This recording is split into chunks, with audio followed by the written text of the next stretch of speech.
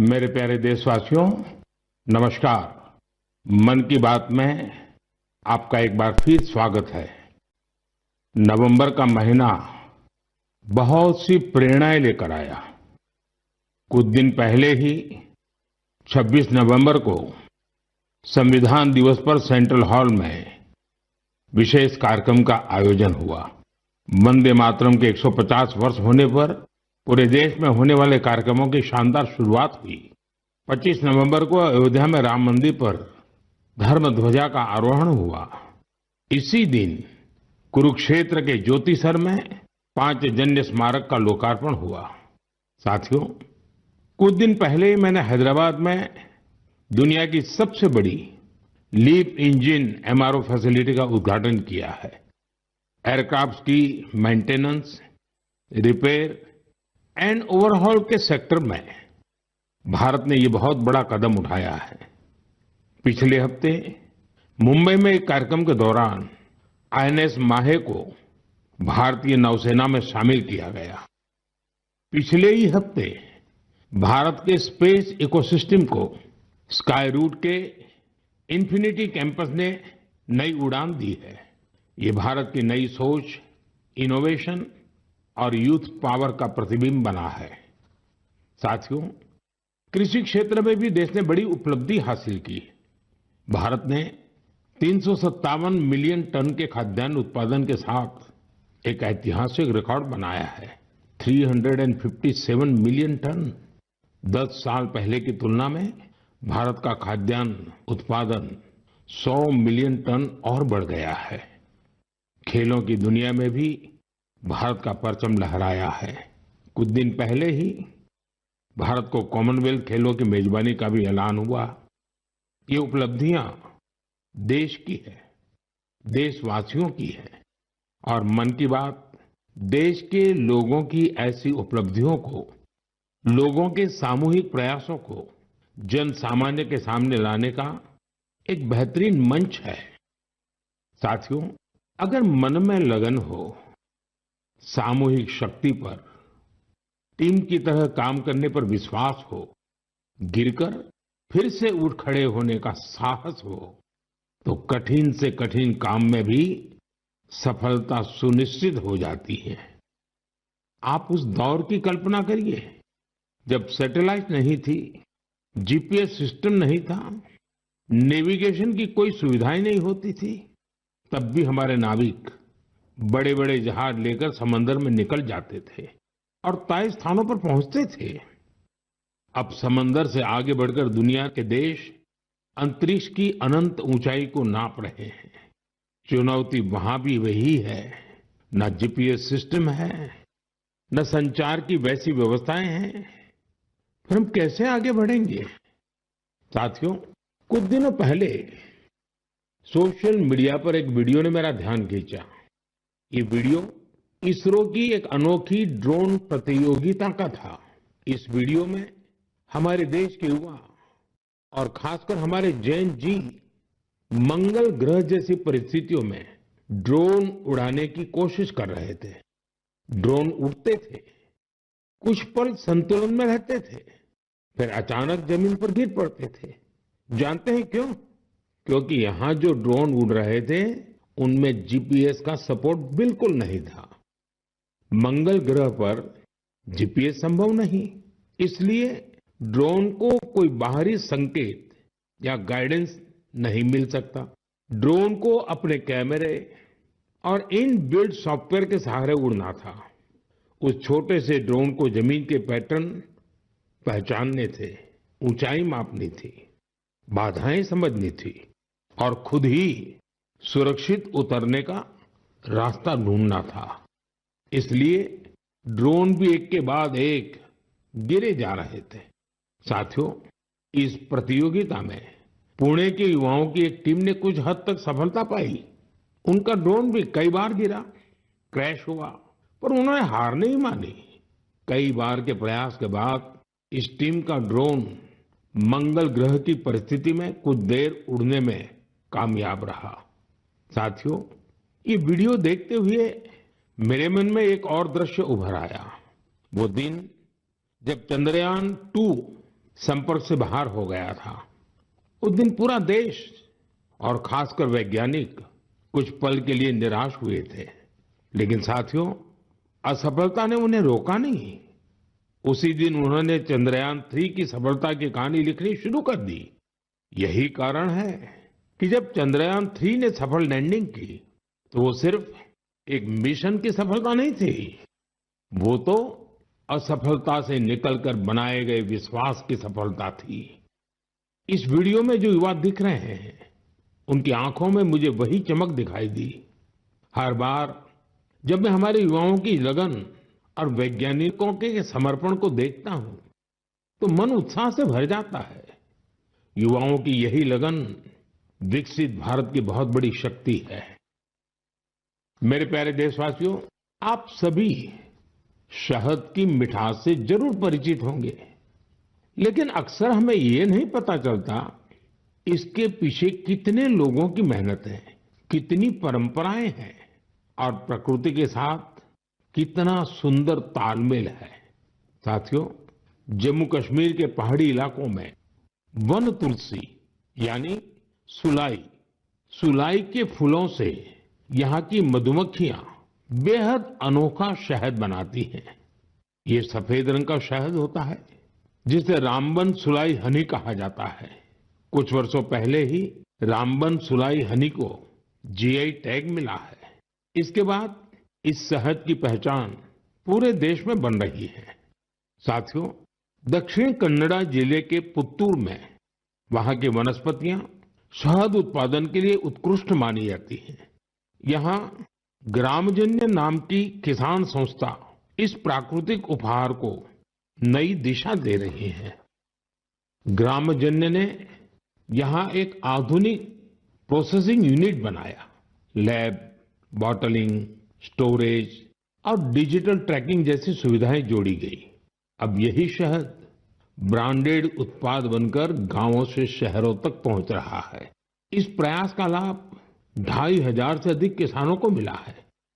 साथियों, कर्नाटका के ही तुमकुर जिले में शिवगंगा कालिंजिया नाम की संस्था का प्रयास भी बहुत सराहनीय है।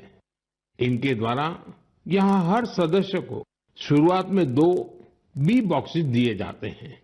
ऐसा करके इस संस्था ने अनेकों किसानों को अपने अभियान से जोड़ दिया है।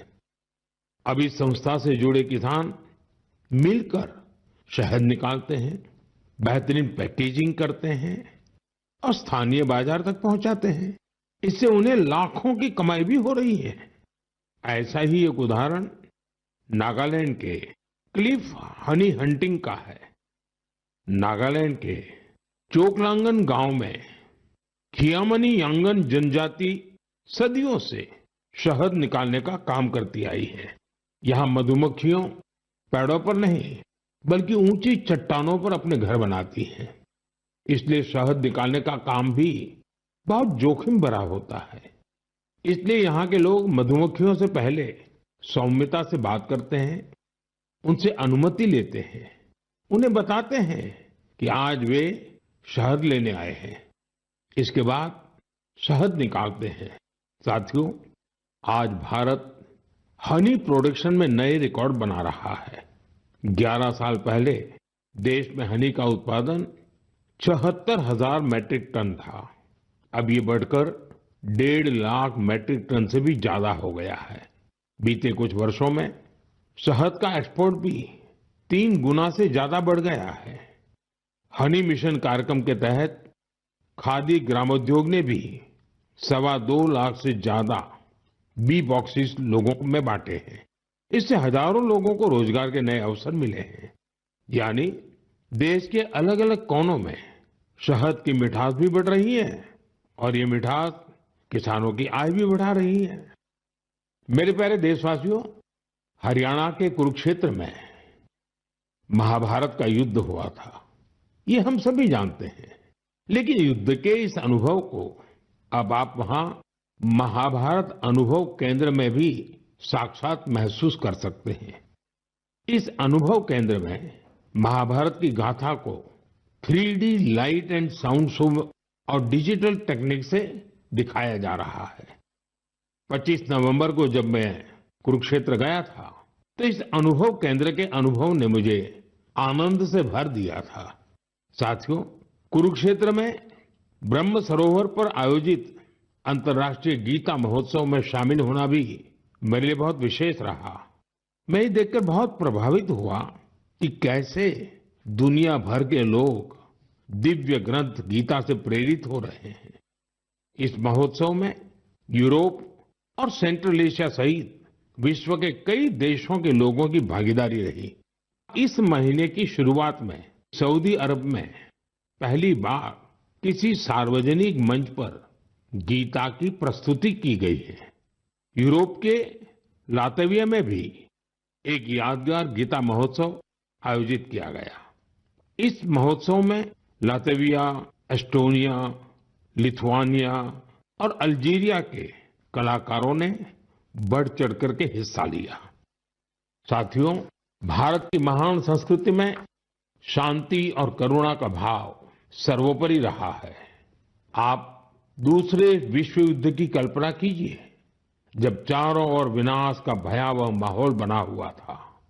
ऐसे मुश्किल समय में गुजरात के नवानगर के जाम साहब महाराजा दिग्विजय सिंह जी ने जो महान कार्य किया, वो आज भी हमें प्रेरणा देता है। उस समय जाम साहब किसी सामरिक गठबंधन या युद्ध की रणनीति को लेकर नहीं सोच रहे थे, बल्कि उनकी चिंता ये थी कि कैसे विश्व युद्ध के बीच पोलिश यहूदी बच्चों की रक्षा हुई।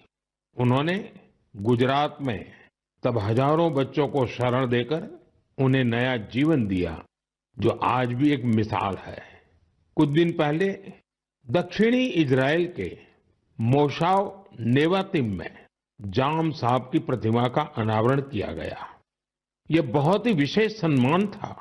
पिछले वर्ष पोलैंड के वार्सो में मुझे जाम साहब के स्मारक पर श्रद्धा सुमन अर्पित करने का सौभाग्य मिला था। मेरे लिए वो क्षण अविस्मरणीय रहेगा। मेरे प्यारे देशवासियों, कुछ दिनों पहले मैं नेचुरल फार्मिंग के एक विशाल सम्मेलन में हिस्सा लेने कोयम्बटूर गया था। दक्षिण भारत में नेचुरल फार्मिंग को लेकर हो रहे प्रयासों को देखकर मैं बहुत प्रभावित हुआ। कितने ही युवा हाईली क्वालिफाइड प्रोफेशनल अब नेचुरल फार्मिंग फील्ड को अपना रहे हैं। मैंने वहां किसानों से बात की, उनसे अनुभव जाने। नेचुरल फार्मिंग भारत की प्राचीन परंपराओं का हिस्सा रही है और हम सभी का कर्तव्य है कि धरती मां की रक्षा के लिए इसे निरंतर बढ़ावा दें। साथियों, विश्व की सबसे पुरानी भाषा और विश्व के सबसे प्राचीन शहरों में से एक शहर, इन दोनों का संगम हमेशा अद्भुत होता है। मैं बात कर रहा हूं काशी तमिल संगमम की। 2 दिसंबर से काशी के नमो घाट पर चौथा काशी तमिल संगमम शुरू हो रहा है। इस बार के काशी तमिल संगमम की थीम बहुत ही रोचक है। लर्न तमिल, तमिल कर कलम। काशी तमिल संगमम उन सभी लोगों के लिए एक महत्वपूर्ण मंच बन गया है जिन्हें तमिल भाषा से लगाव है। काशी के लोगों से जब भी बात होती है तो वो हमेशा बताते हैं कि काशी तमिल संगमम का हिस्सा बनना उन्हें बहुत अच्छा लगता है। यहाँ उन्हें कुछ नया सीखने और नए नए लोगों से मिलने का अवसर मिलता है। इस बार भी काशीवासी पूरे जोश और उत्साह के साथ तमिलनाडु से आने वाले अपने भाई बहनों का स्वागत करने के लिए बहुत उत्सुक हैं। मेरा आप सभी से आग्रह है कि आप काशी तमिल संगमम का हिस्सा जरूर बने। इसके साथ ही ऐसे और भी मंचों के बारे में सोचें जिनसे एक भारत श्रेष्ठ भारत की भावना मजबूत हो। यहाँ मैं एक बार फिर कहना चाहूंगा, तमिल कलाचारम उयर्वानद, तमिल मोली उयर्वानद, तमिल इंडियाविन पेरुमिदम। मेरे प्यारे देशवासियों, जब भारत के सुरक्षा तंत्र को मजबूती मिलती है तो हर भारतीय को गर्व होता है। पिछले हफ्ते मुंबई में आईएनएस माहे को भारतीय नौसेना में शामिल किया गया। कुछ लोगों के बीच इसके स्वदेशी डिजाइन को लेकर खूब चर्चा रही। वहीं पुडुचेरी और मालाबार कोस्ट के लोग इसके नाम से ही खुश हो गए। दरअसल इसका माहे नाम उस स्थान माहे के नाम पर रखा गया है जिसकी एक समृद्ध ऐतिहासिक विरासत रही है। केरला और तमिलनाडु के कई लोगों ने इस बात पर गौर किया, इस युद्धपोत का क्रेस्ट, उरुमी और कलारियापट्टू की पारंपरिक लचीली तलवार की तरह दिखाई पड़ता है।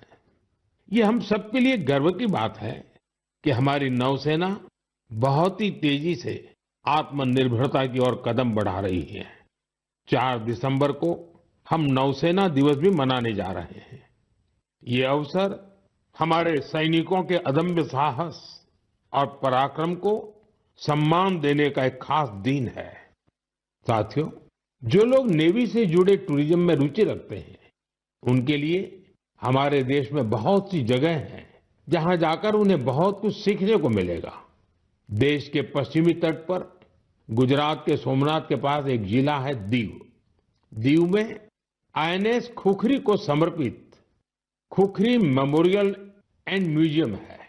वहीं गोवा में नेवल एविएशन म्यूजियम है जो एशिया में अपनी तरह का अनूठा संग्रहालय है। फोर्ट कोची के आईएनएस द्रोणाचार्य में इंडियन नेवल मैरीटाइम म्यूजियम है। यहाँ हमारे देश की मैरीटाइम हिस्ट्री और इंडियन नेवी के इवोल्यूशन को देखा जा सकता है। श्री विजयपुरम, जिसे पहले पोर्ट ब्लेयर कहा जाता था, वहां समुद्री का नेवल मरीन म्यूजियम उस क्षेत्र के समृद्ध इतिहास को सामने लाने के लिए जाना जाता है। कारवार के रविंद्रनाथ टैगोर बीच पर वॉरशिप म्यूजियम में मिसाइलों और हथियारों की रिप्लिका रखी गई है। विशाखापट्टनम में भी एक सबमरीन, हेलीकॉप्टर और एयरक्राफ्ट म्यूजियम है जो इंडियन नेवी से जुड़ा है। मैं आप सभी से, विशेषकर मिलिट्री हिस्ट्री में रुचि रखने वाले लोगों से आग्रह करता हूं कि आप इन म्यूजियम्स को देखने जरूर जाएं। मेरे प्यारे देशवासियों, सर्दियां आ गई हैं और साथ ही सर्दियों से जुड़े टूरिज्म का भी समय आ गया है। दुनिया के कई देशों ने सर्दियों में होने वाले टूरिज्म को, विंटर टूरिज्म को अपनी अर्थव्यवस्था का बहुत बड़ा आधार बना दिया है। अनेक देशों में दुनिया के सबसे सफल विंटर फेस्टिवल और विंटर स्पोर्ट्स मॉडल है। इन देशों ने skiing, snowboarding, snow trekking, ice climbing और फैमिली स्नो पार्क्स जैसे अनुभवों को अपनी पहचान बनाया है। इन्होंने अपने विंटर फेस्टिवल्स को भी वैश्विक आकर्षण में बदला है। साथियों, हमारे देश में भी विंटर टूरिज्म की हर क्षमता मौजूद है। हमारे पास पहाड़ भी हैं, संस्कृति भी है और एडवेंचर की असीम संभावनाएं भी हैं। मुझे खुशी है, इन दिनों उत्तराखंड का विंटर टूरिज्म लोगों को बहुत आकर्षित कर रहा है। सर्दियों के मौसम में औली, मुनस्यारी, चोपटा और डेहरा जैसी जगहें खूब पॉपुलर हो रही हैं। अभी कुछ सप्ताह पहले पिथौरागढ़ जिले में 14,500 फुट से अधिक की ऊंचाई पर आदि कैलाश में राज्य की पहली high altitude ultra run marathon का आयोजन किया गया था। इसमें देश भर के 18 राज्यों से 750 से ज्यादा एथलीट्स ने हिस्सा लिया था। 60 किलोमीटर लंबी आदि कैलाश परिक्रमा रन का प्रारंभ कड़कड़ाती सर्दी में सुबह 5 बजे हुआ था। इतनी ठंड के बावजूद भी लोगों का उत्साह देखते ही बनता था। आदि कैलाश की यात्रा पर जहां 3 साल पहले तक मात्र 2000 से कम पर्यटक आते थे, अब यह संख्या भी बढ़कर 30,000 से अधिक हो गई है। साथियों, कुछ ही हफ्तों में उत्तराखंड में विंटर गेम्स का आयोजन भी होना है। देश भर के खिलाड़ी, एडवेंचर प्रेमी और खेलों से जुड़े लोग इस आयोजन को लेकर उत्साहित हैं। स्कीइंग हो या स्नोबोर्डिंग, बर्फ पर होने वाले कई खेलों की तैयारियां शुरू हो चुकी हैं। उत्तराखंड ने विंटर टूरिज्म को बढ़ाने के लिए कनेक्टिविटी और इंफ्रास्ट्रक्चर पर भी फोकस किया है। होम स्टे को लेकर नई पॉलिसी भी बनाई गई है। साथियों, सर्दियों में वेड इन इंडिया अभियान की भी अलग धूम होती है। सर्दियों की सुनहरी धूप हो, पहाड़ से उतरते कोहरे की चादर हो, डेस्टिनेशन वेडिंग के लिए पहाड़ भी अब खूब पॉपुलर हो रहे हैं। कई शादियां तो अब खास तौर पर गंगा जी के किनारे हो रही है। साथियों, सर्दियों के इन दिनों में हिमालय की वादियां एक ऐसे अनुभव का हिस्सा बन जाती हैं जो जीवन भर साथ रहता है। अगर आप इस सर्दी में कहीं जाने का विचार कर रहे हैं तो हिमालय की वादियों का विकल्प जरूर रखिएगा। साथियों, कुछ हफ्ते पहले मैं भूटान गया था। ऐसे दौरों में अलग अलग प्रकार के संवाद और चर्चाओं का अवसर मिलता है। अपनी इस यात्रा में मैंने भूटान के राजा, वर्तमान राजा के पिताजी, जो खुद भी पहले राजा रह चुके हैं, वहां के प्रधानमंत्री और अन्य लोगों से मुलाकातें की। इस दौरान हर किसी से एक बात जरूर सुनने को मिली। सभी लोग वहां बुद्धिस्ट रिलिक्स यानी भगवान बुद्ध के पवित्र अवशेष भेजे जाने को लेकर भारतवासियों का आभार जता रहे थे। मैंने जब भी यह सुना तो मेरा हृदय गर्व से भर उठा। साथियों, भगवान बुद्ध के पावन अवशेषों को लेकर कई अन्य देशों में भी ऐसा ही उत्साह देखने को मिला है। पिछले महीने ही नेशनल म्यूजियम से इन पवित्र अवशेषों को रूस के कलमिकिया ले जाया गया था। यहाँ बौद्ध धर्म का विशेष महत्व है। मुझे बताया गया कि इनके दर्शन के लिए रूस के दूर दराज से भी बहुत बड़ी संख्या में लोग वहां पहुंचे। इन पवित्र अवशेषों को मंगोलिया, वियतनाम और थाईलैंड भी ले जाया जा चुका है। हर जगह लोगों का भारी उत्साह देखने को मिला है। इनके दर्शन के लिए थाईलैंड के राजा भी पहुंचे थे। पूरे विश्व में भगवान बुद्ध के पवित्र अवशेषों के प्रति इस प्रकार का गहरा जुड़ाव देखकर मन भाव विभोर हो उठता है। यह सुनकर बहुत अच्छा लगता है कि कैसे इस तरह की कोई पहल दुनिया भर के लोगों को आपस में जोड़ने का माध्यम बन जाती है। मेरे प्यारे देशवासियों, मैं आप सभी से हमेशा वोकल फॉर लोकल के मंत्र को साथ लेकर चलने की बात करता हूं। अभी कुछ दिनों पहले G20 शिखर सम्मेलन के दौरान जब विश्व के कई नेताओं को उपहार देने की बात आई तो मैंने फिर कहा वोकल फॉर लोकल। मैंने देशवासियों की ओर से विश्व के नेताओं को जो उपहार भेंट किए उसमें इस भावना का विशेष ध्यान रखा गया। G20 के दौरान मैंने दक्षिण अफ्रीका के राष्ट्रपति को नटराज की कांस्य प्रतिमा भेंट की। ये तमिलनाडु के तंजावुर की सांस्कृतिक विरासत से जुड़ी चौलकालीन शिल्पकला का अद्भुत उदाहरण है। कनाडा के प्रधानमंत्री को चांदी के अश्व की प्रतिकृति दी गई। यह राजस्थान के उदयपुर की बेहतरीन शिल्पकला को दर्शाती है। जापान के प्रधानमंत्री को चांदी की बुद्ध की प्रतिकृति भेंट की गई। इसमें तेलंगाना और करीमनगर की प्रसिद्ध सिल्वर क्राफ्ट की बारीकी का पता चलता है। इटली की प्रधानमंत्री को फूलों की आकृतियों वाला सिल्वर मिरर उपहार में दिया। ये भी करीमनगर की ही पारंपरिक धातु शिल्पकला को प्रदर्शित करता है। ऑस्ट्रेलिया के प्रधानमंत्री को मैंने ब्रास उर्ली भेंट की। ये केरला के मन्नार का एक उत्कृष्ट शिल्प है। मेरा उद्देश्य था कि दुनिया भारत के शिल्प, कला और परंपरा के बारे में जाने और हमारे कारीगरों की प्रतिभा को ग्लोबल मंच मिले। साथियों, मुझे खुशी है कि वोकल फॉर लोकल की भावना को देश के करोड़ों लोगों ने अपने जीवन का हिस्सा बना लिया है। इस साल जब आप त्योहारों की खरीदारी के लिए बाजार में गए होंगे तो एक बात आप सभी ने महसूस की होगी, लोगों की पसंद और घरों में आने वाले सामानों में एक साफ संकेत दिखाई दे रहा था कि देश स्वदेशी की ओर लौट रहा है।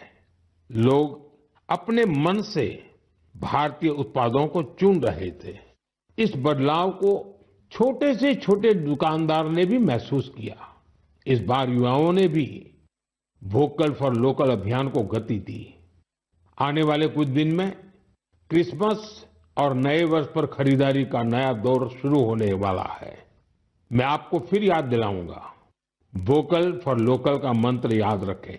खरीदें वही जो देश में बना हो, बेचे वही जिसमें किसी देशवासी की मेहनत लगी हो। मेरे प्यारे देशवासियों, भारतीय खेलों के लिहाज से ये महीना सुपरहिट रहा है। इस महीने की शुरुआत भारतीय महिला टीम द्वारा आईसीसी महिला विश्व कप जीतने से शुरू हुई, लेकिन उसके बाद भी मैदान पर और ज्यादा एक्शन देखने को मिला है।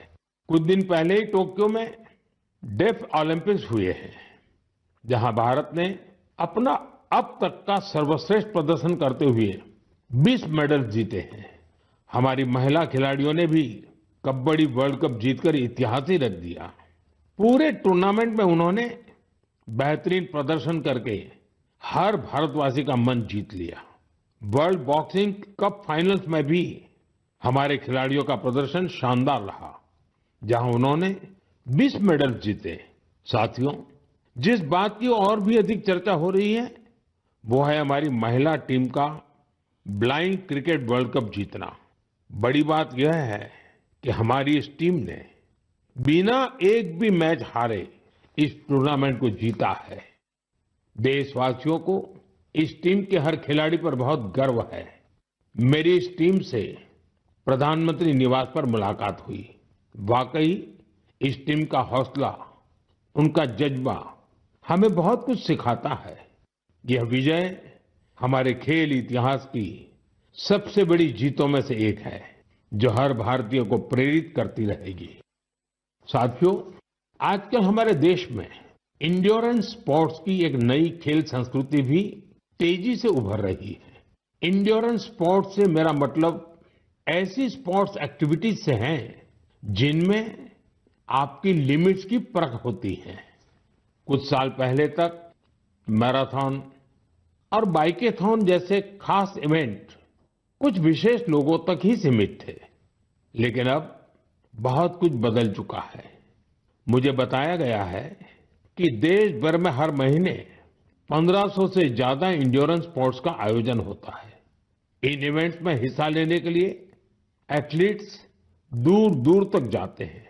साथियों, इंड्योरेंस स्पोर्ट्स का ही एक उदाहरण है आयरमैन ट्रायथलॉन। आप कल्पना करिए, यदि आपको यह बताया जाए कि आपके पास एक दिन से भी कम समय है और आपको ये 3 काम करने हैं: समंदर में 4 किलोमीटर तक तैरना, 180 किलोमीटर साइकिल चलाना और करीब 42 किलोमीटर की मैराथन दौड़ लगाना, तो आप सोचेंगे कि कैसे संभव है। लेकिन फौलादी हौसले वाले लोग इस काम को भी सफलतापूर्वक कर ले जाते हैं। इसलिए इसे आयरनमैन ट्रायथलॉन कहा जाता है। गोवा में हाल ही में ऐसा ही एक आयोजन किया गया। आजकल इस तरह के आयोजनों में भी लोग बढ़ चढ़कर भागीदारी कर रहे हैं। ऐसी कई और प्रतियोगिताएं भी हैं जो हमारे युवा साथियों के बीच बहुत लोकप्रिय हो रही हैं। आजकल कई लोग fit India, Sundays on cycle जैसे कार्यक्रमों में हिस्सा लेने के लिए साथ आ रहे हैं। ये सब ऐसी चीजें हैं जिनसे फिटनेस को बढ़ावा मिल रहा है। साथियों, आपसे हर महीने मिलना मेरे लिए हमेशा एक नया अनुभव होता है। आपकी गाथाएं, आपके प्रयास मुझे नए सिरे से प्रेरित करते हैं। अपने संदेशों में आप जो सुझाव भेजते हैं, जो अनुभव साझा करते हैं, उससे हमें इस कार्यक्रम में भारत की विविधता को समेट लेने की प्रेरणा मिलती है। जब हम अगले महीने मिलेंगे तब 2025 खत्म होने वाला होगा। देश के ज्यादातर हिस्सों में अब ठंड भी तेज होती जाएगी। सर्दियों के मौसम में आप अपना और अपने परिवार का विशेष ध्यान रखें। अगले महीने हम कुछ नए विषयों, नए व्यक्तित्वों की चर्चा जरूर करेंगे। बहुत बहुत धन्यवाद। नमस्कार।